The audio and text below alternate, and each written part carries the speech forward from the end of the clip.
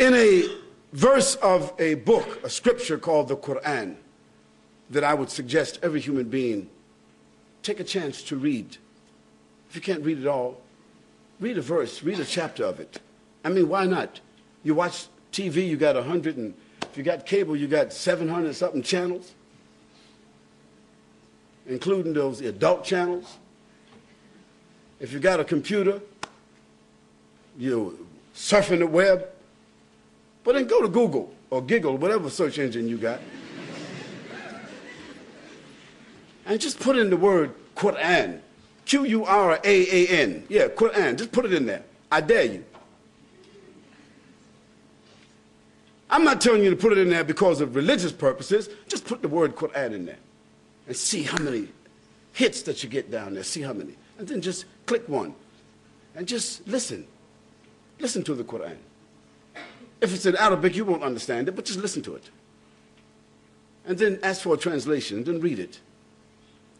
Well, in one of the chapters of the Quran, this is a book of 6,626 verses, 114 chapters, that was revealed to a man called Muhammad, the son of Abdullah, who himself claimed to be a prophet of God, like Jesus, like Moses, like Abraham, like David, like Solomon. He claimed to be a prophet.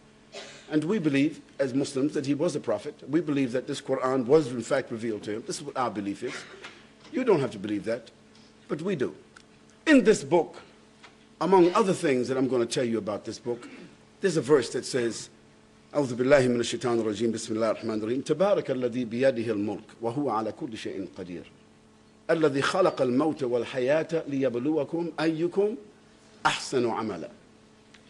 Says, glory be to the one in whose hands, whose power there is all the dominion of the heavens and the earth that you and I cannot even imagine.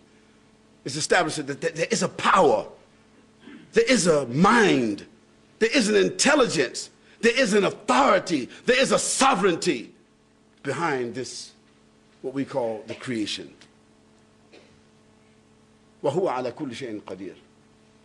And that power and that sovereignty has all absolute power. Not humans, not governments, individuals or collectively, past, present, future, nothing. We're just sophisticated sperm drops. That's all we are. Sophisticated. But that's where we started out. And in the end, dust to dust, ashes to ashes, that's all we'll be. وَهُوَ عَلَى كُلِّ شَيْءٍ قَدِيرٌ الَّذِي خَلَقَ الْمَوْتَ. It is that authority, that power, it is that mind, that intelligence that has created the heavens and the earth and everything in it, and created death for the humans before giving them life. Think about that. Death was conferred upon us before we were even given life. It was already there, inescapable.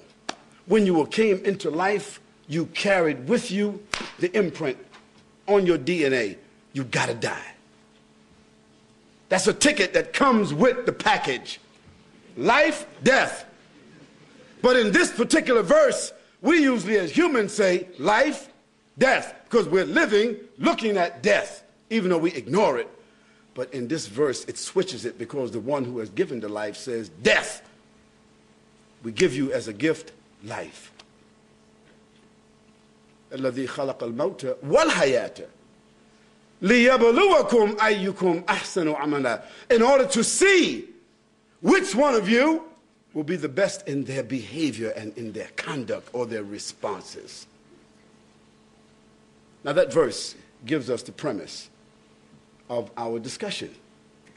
That the purpose of life, this small little like that, that's all it is. We think of it as days, weeks, months, years. We call some of us, what do they call a person who's 100 years old, we call them? A centenarian or something, what's that terminology? Somebody who's 80 years old, we give them different names, but it's just like that. And if you're 60 today, or in my case, 59 in 3 days. Maybe I shouldn't have said that, huh? See, think back. Think back when you were 15 years old, 12 years old, when you were just playing around in the schoolyard at home, doing this and that. You had no problems, and you're thinking about life and all the things you want to do and what you want to be and what you're going to achieve, and your brothers and your sisters and your mother and your father and your house, and no responsibilities, no rent, no bills, no nothing. Think about it. When was it? It was just yesterday. For me, it was just yesterday. Just like that. Where has the time went? What has happened? And now, today, everyone will agree. It seems like the sun rises and sets, and the day is just going like this. You can't even say, what happened? What's today? I said, today is Tuesday. I said, Tuesday, brother, this is Thursday. I said, what happened? It's time. Because time is nothing but a capsule. Time is nothing but a drop of water on the windowsill, and the sun comes, it's gone. That's time. And that's what you and I have been given. We've been given time. And what you're going to do with this here time? No one, no group has come into being on their own. Is anybody here, whatever philosophy that you have, who can say that, well, I came into being on my own? No, you didn't come into being on your own. You didn't decide to come here. You didn't decide to even be here in this life. You were brought into life. You were conceived by your mother. And if some of you think that you were born by some type of immaculate conception, or even you came through some hallway or something, and even test tube babies, even those babies that are born when people are those mommy families, you know what I'm talking about. The daddy families who are buying the sperm off the internet and, you know, to have their own nuclear family. Still, they come into life not by their own determination. I say to you, that if we think about the heavens and the earth, let's think about it for a moment. Let's go macro, and then we go micro. Let's go macro for a moment. Let's go out. The earth is the third planet among, they said, 9 planets. I think they just discovered another planet. In our solar system, the earth is the third planet from the sun. And how many miles are we from the sun? Is it 93 million miles or something like that? And the earth is the only planet that has the ecosystems to sustain life. It's the only one.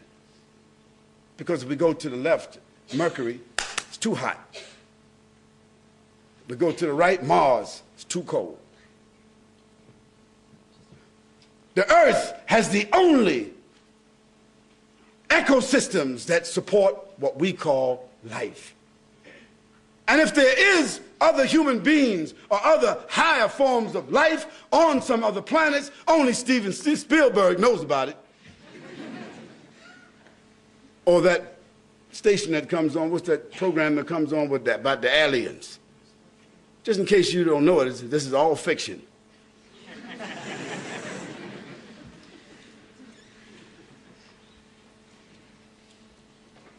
And our solar system has a sun, which is a star. And our solar system is dependent upon the energy of that star. It's called the sun.